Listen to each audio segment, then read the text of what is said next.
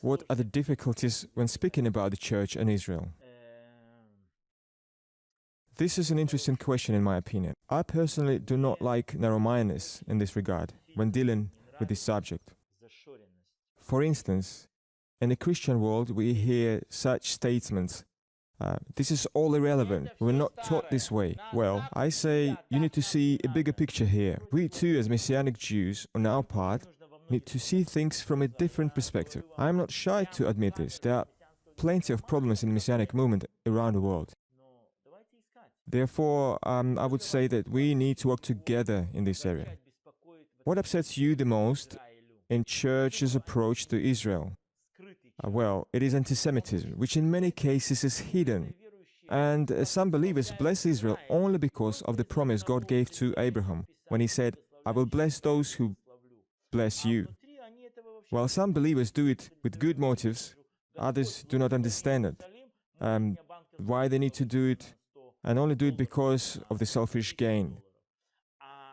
Something like asking God to bless them when they bless Jerusalem. In return, they simply expect a material blessing. They do not understand that the purpose behind the promise to Abraham was quite different. The purpose is to restore Zion. It is actually a commandment for the church, and as I said, the form of anti-Semitism is hidden. For instance, when believers say that I always knew that Jews are shrewd, I like this quality in them. Well, when they say this, they do not understand that God gives wisdom, and this wisdom is part of the blessing He promised to the descendants of Abraham. Therefore, this should not serve as a reason to make mockery of the Jewish people. It simply hurts and further alienates the people away from God.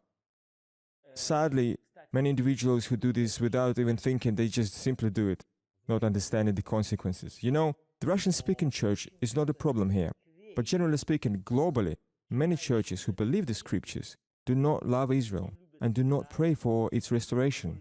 On the contrary, they call Israel as an aggressor and some other negative things. I can say the same thing about the Russian-speaking church. I don't see it coming from them. Mostly I see this from the Arabic-speaking church, some English, German-speaking, Italian-speaking churches, which believe in replacement theology, meaning the time of Israel is finished and now it is the age of the church. Well, if God finished with Israel, despite His promises of eternal faithfulness, I can guarantee you that He will not keep His promises to you. Nationality.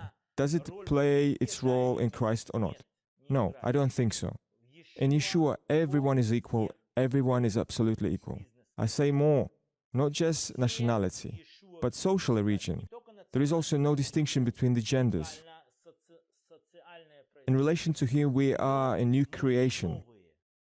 But when we look at the relationship horizontally, on a national level, there are distinctions, and we should celebrate it.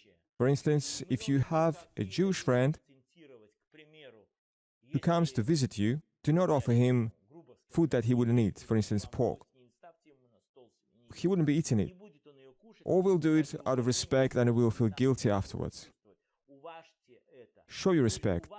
You will show your respect to a woman by taking into consideration the fact that she doesn't like certain tough sports, racing, for instance. Bottom line, there are certain distinctions that every nation has. And every nation has its own way, not always universally acceptable. And as such, we should be more considerate of this fact. Next question.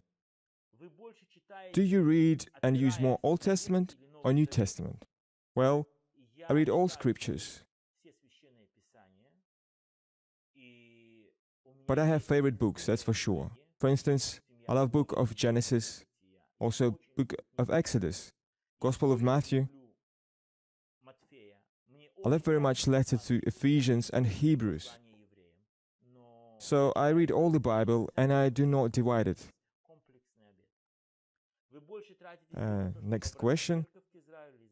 Do you spend more effort to turn the church to Israel or other way around? As a Messianic Jew, I spend more time trying to bring and highlight the need of the church to correct certain things.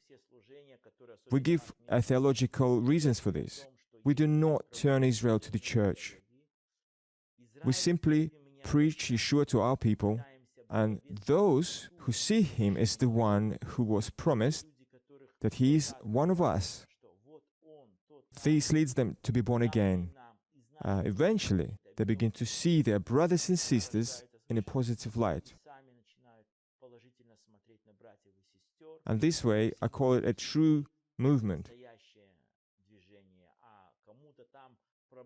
Other things are less effective. I think I've covered all the questions.